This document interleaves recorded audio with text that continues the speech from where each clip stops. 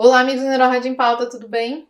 No vídeo de hoje a gente vai falar um caso sobre neurofibromatose tipo 1, a doença de von Hicklenhaus. Nome difícil, bastante comum em prova, então é interessante vocês ficarem ligados de quais os padrões de imagem que podem aparecer, qual tipo de tumor que a gente pode achar, além daqueles clássicos neurofibromas e um que acontece aqui dentro do sistema nervoso central, que está bem ilustrado nesse caso. Então, continua comigo depois da vinheta, já deixa sua curtida aqui nesse vídeo, se inscreve no canal aqui em cima. Vem que eu tô te esperando.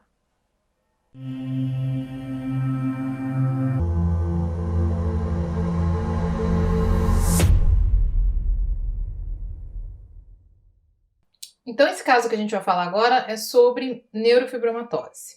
Então, duas falas da neurofibromatose antes da gente começar a ver o caso. Lembrar que existem dois tipos de neurofibromatose. Então, a tipo 1 e a tipo 2. A tipo 1, que é esse caso, que é a mais comum da gente ver, a doença de von Hicklenhaus também.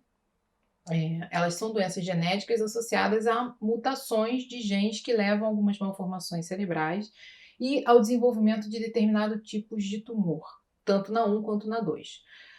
Já que a gente não vai falar da 2, classicamente a 2 está relacionada a múltiplos meningiomas, e quando a gente vê na ressonância magnética do crânio um chivanoma bilateral, a gente já pensa nesse diagnóstico independente de existir essa suspeita clínica.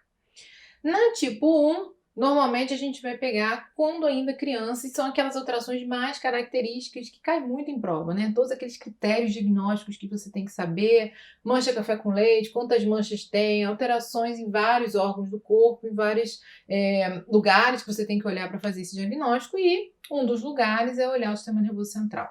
Também é uma doença com característica amartomatosa, ou seja, vão existir áreas de malformação do tecido cerebral. E essas áreas podem também estar localizadas em situação córtico-subcortical e serem responsáveis por epilepsia. Então, também é uma das causas a ser investigada em crianças com epilepsia. Por que eu falo criança? Porque normalmente o quadro começa lá na infância. Né? Pode começar na adolescência, lá mais para frente? Sim, a mutação genética está lá, ele pode ter uma penetrância diferente, ser uma doença com um tipo de representação mais significativa que a outra. Então, portanto, ter crise convulsiva logo de início, ter crise convulsiva mais à frente, isso não tem problema nenhum.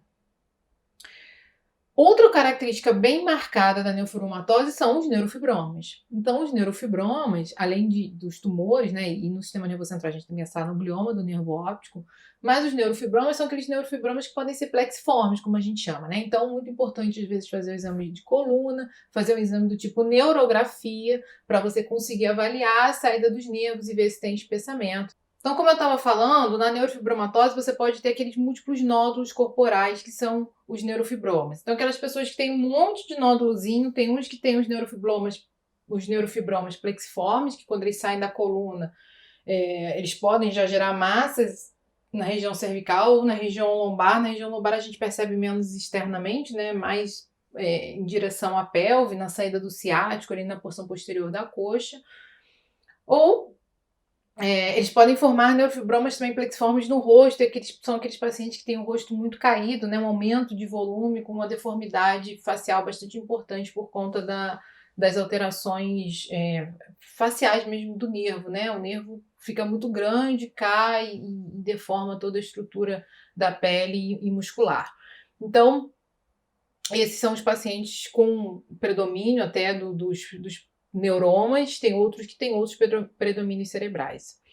Nessa criança aqui, por exemplo, a gente também olha a sequência FLAIR, de novo FLAIR, ó, líquor preto, e aqui a gente tem alteração, substância branca hipo, o córtex mais hiper. Então a gente tem algumas alterações de sinal bem discretas, né? Umas áreas tênues de hipersinal, principalmente aqui nessa junção córtico-subcortical, que a gente percebe esses brilhinhos. No T2 a gente vai ver isso também? Vai ver. Vai ficar um pouquinho mais difícil. Esse exame aqui ele foi feito especificamente para a órbita. Então, vamos olhar já também com carinho a órbita dessa criança. Então, ó, olhando o T2 no plano coronal aqui, líquor brilha, córtex é mais brilhante que a substância branca, é o padrão esperado para o T2. A gente tem muito mais dificuldade de ver aquelas pequenos focos de hipersinal no FLAIR. Só que quando a gente olha aqui para a órbita, ó, a gente vê o globo, deixa eu voltar lá para o início, globo ocular de um lado e de outro, E aí a gente espera que saia a partir dele o nervo óptico, ó. O nervo óptico é pretinho e ele tem essa líquido em volta que é a bainha licórica, né? Lembrar que o nervo óptico ele é uma projeção do sistema nervoso central, ele vai lá em direção ao globo ocular, na verdade vem da retina, né? Sai da retina para lá, para dentro, e ele é margeado por dura. Então ele tem esse envoltório dural, que é essa bainha preta aqui, e o líquor dentro e ele fica dentro da bainha licórica. Então o aspecto normal é exatamente esse no T2, pretinho, e com o líquor em volta e a bainha dural. Essa bainha dural vai captar, é normal, a gente vê ele entrando aqui na porção intracanalicular, na porção intracerebral e aqui faz no quiasma óptica e aqui depois ele se divide de novo já na projeção do trato óptico, vai lá para a região occipital de cada lado. O que a gente vê aqui? O quiasma, ó, ele tá bonitinho, tá com um lado igual ao outro, com o mesmo sinal, ó, a porção intracerebral do nervo também, a porção intracanalicular ali onde ele passa no canal orbitário também, só que a gente começa a ver, ó, que aqui na porção intraorbitária do nervo, a gente vê que esse nervo aqui, ó, tá muito espessado. Tem uma rima licórica aqui em volta, que brilha mais, mas tem um espessamento, um alargamento do calibre do nervo muito importante. Então, quando a gente olha nas outras sequências, e aí aqui a gente vai fazer um estudo específico para a órbita, né? Então, você vai fazer cortes axiais voltados para o estudo do nervo óptico mesmo, no plano da órbita. Então a gente olha essa sequência aqui, que é um T2 com supressão de gordura. Para que eu faço supressão de gordura? Porque eu quero tirar todo aquele sinal hiper que eu tenho aqui, né, da gordura intraconal, da gordura da face, e eu também potencializo a minha identificação de alteração de sinal. Então o aspecto habitual que a gente tem no axial é esse, um nervo fino, hipointenso, com uma bainha licórica pequena, e que eu vejo um nervo bastante espessado, com hipersinal e retenção de líquor aqui em volta. Isso aí pode ter captação de contraste e eu tenho que pensar imediatamente que essa criança já está evoluindo com o padrão de glioma de nervo óptico, que é uma alteração que a gente espera nos pacientes com neurofibromatose tipo 1. Então, ela tinha alteração da acuidade visual, fez o exame e a gente vê essa massa, vê pequenas alterações do parênquima cerebral. Aquelas pequenas alterações a gente chama de fase, FASI, que são focos de hipersinal no flare, córticos subcorticais, é mais ou menos essa a definição, e a gente encara como se fossem aqueles pequenos amartomas que a gente sabe que fazem parte da doença.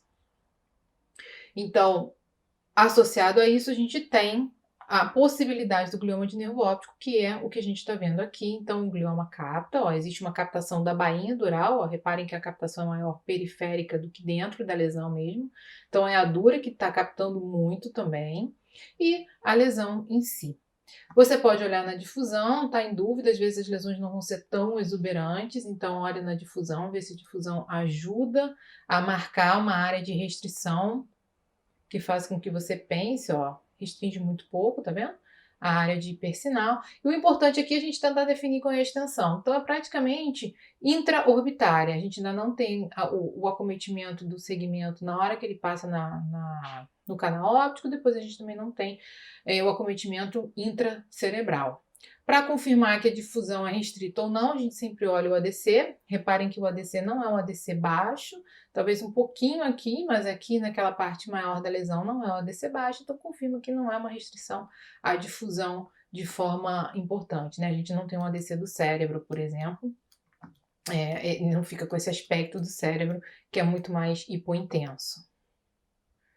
Esse aspecto do cérebro aqui que fica bastante hipointenso.